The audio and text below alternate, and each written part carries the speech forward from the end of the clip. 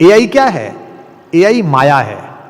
एक व्यक्ति स्वयं को घोड़े में बदल लेता है, एक व्यक्ति स्वयं को साधु में बदल लेता है, एक मारीच नामक साधु के वेश का आदमी स्वयं को मृग में बदल लेता है। क्या है ये?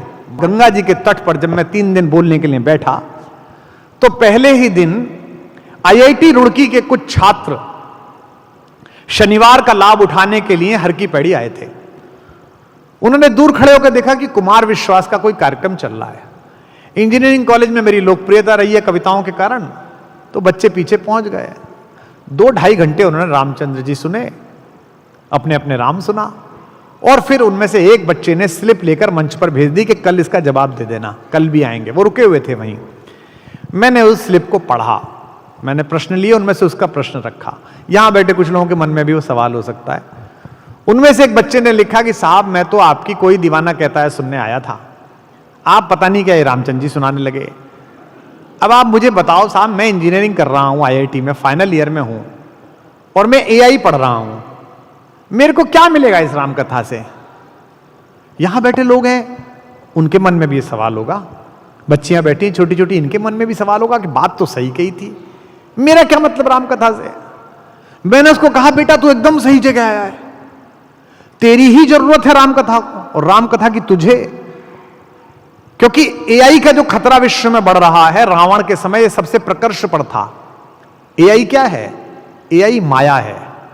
एक व्यक्ति स्वयं को घोड़े में बदल लेता है, एक व्यक्ति स्वयं को साधु में बदल लेता है, एक मारीच नामक साधु के वेश का आदमी स्वयं को मृग में बदल लेता है। क्या है ये? माया, एआई।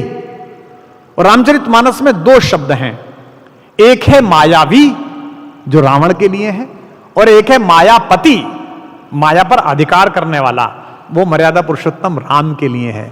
तो बेटा अगर तू इस माया को अपनी लस्ट के लिए, अपनी कामुकता के लिए, अपनी वासना के लिए प्रयोग करेगा तो कितनी भी एआई सीख लेना और कितना भी बड़ा रावण हो जाना, एक ना एक दिन तेरी लंका जलेगी। और अगर तू राम की तरह प्रयोग करेगा तो जगत का कल्याण करेगा। एआई तो माया है। अगर राम की सात्विकता के साथ तूने इसे अधिकार किया तो फिर तू क्या करेगा कि खर और दूषण की सेना आएगी और तू सॉफ्टवेयर में एक कोडिंग करेगा और गोस्वामी जी कहेंगे एक बाण काटी सब माया। भगवान ने एक बार उंगली दबाई और सारी माया नष्ट हो गई। 5000 एआई जनरेटेड योद्धा लेकर आया खर, और 5000 लेकर आए दूषण, और दोनों की प्रोग्रामिंग की कि ये राम है और ये लक्ष्मण है, जब भी ऐसा चेहरा दिखाई दे टूट पड़ना। यही तो थी कहानी। भगवान ने क्या करा? भाई 10,000 से कौन लड़ेगा? भगवान तो कोडिंग पहले ही सीखे हुए थे विश्वामित्र से, जो एआई के सबसे बड़े महारथी थे।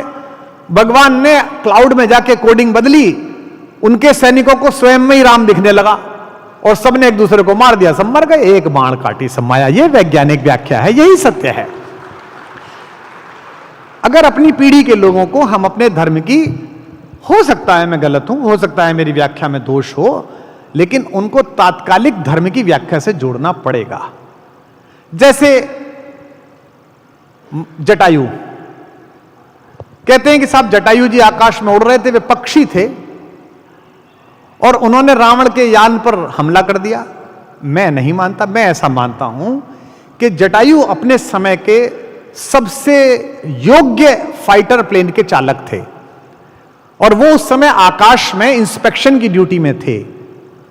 उन्होंने वायु सीमा से गुजरता हुआ एक दूसरा जहाज देखा, और तकनीक इतनी विकसित थी कि उस जहाज में क्या हो रहा है इसके वॉइस सैंपल उन्होंने ले लिए, और जब वॉइस सैंपल को डेटा में डाला तो पता चला कि ये अयोध्या की महारानी और मिथिला की राजकुमारी सीता जी की आवाज है। उन्होंने अपने फाइटर प्लेन से रावण के प्लेन को वार्निंग भेजी, कहा कि फोर्स लैंडिंग करिए और जो अपहरण आप करके ले जा रहे हैं इनको नीचे छोड़िए। रावण का जहाज मजबूत होगा, हर रावण का जहाज मजबूत होता है। देख लो एयरफोर्स 1 कितना मजबूत है अमेरिका का, हर रावण के पास जहाज अच्छा ही होता है। उसमें न्यूक्लियर वेपन थे, उसमें और ज्यादा थे। ये एक छोटा सा फाइटर प्लेन था, दोनों के बीच क्लैश हुई और अंततः इनका जहाज क्रैश कर गया। इन्होंने फोर्स लैंडिंग की, लेकिन नीचे आते आते पैराशूट बाय द वे नहीं खुला होगा और चोट लग गई। तब राम जी को पता चला कि वहां एक पायलट घायल पड़ा है। राम जी पहुंचे, राम जी ने कहा कि मैं दशरथ का पुत्र हूं। उन्होंने कहा अरे भाई तुम्हारे पिताजी के साथ तो मैं देवासुर संग्राम में लड़ा था बेटा, वो मेरे मित्र हैं। तो उसने कहा फिर आप मेरे चाचा हुए। राम जी ने कहा और बताया कि भाई मैंने वॉइस सैंपल देखा है, वो रावण अपहरण करके ले गया है।